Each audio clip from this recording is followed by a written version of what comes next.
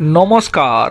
ताहले कि एबार दक्षिण भारतेर साधारण जनगण बीजेपी के सादरे ग्रहण करे निच्छेन, तबे पश्चिमबंगेर एकटा बड़ अंशेर साधारण जनगणও अधीर आग्रहे अपेक्षाय आछेन। बीजेपी समर्थित प्रार्थीरा 27 फेब्रुआरी अनुष्ठित विधान परिषद एमएलसी निर्वाचने तीनटिर मध्य दुटी आसने जयलाभ करेছে।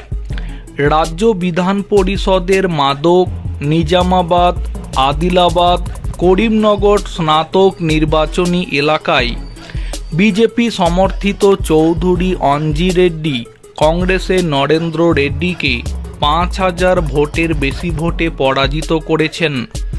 এই আসনের ফলাফল বৃহস্পতিবার ভোরে ঘোষণা করা হয়।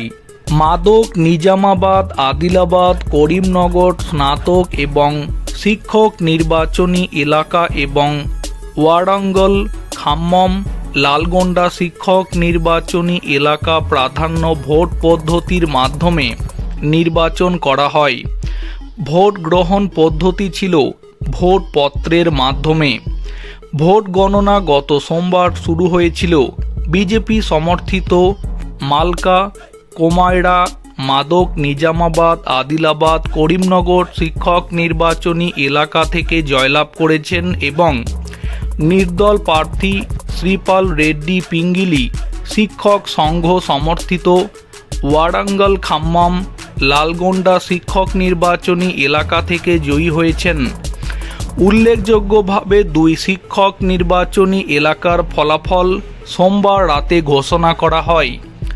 ভোট গণনা একটি সময় সাপেক্ষ প্রক্রিয়া ছিল, কারণ এতে বৈধ এবং অবৈধ ভোট আলাদা করা এবং তারপরে প্রাধান্য গণনা করা অন্তর্ভুক্ত ছিল। তিনটি এমএলসি আসনের মধ্যে দুটি আসনে জয় রাজ্য বিজেপির জন্য একটি নৈতিক অগ্রগতি হিসাবে এসেছে। দলটি তিনটি আসনের জন্য প্রার্থী দাঁড় করিয়েছিল, যেখানে শাসক কংগ্রেস কেবল স্নাতক নির্বাচনী এলাকার জন্য নির্বাচন লড়েছিল। বিআরএস নির্বাচনে অংশ নেয়নি।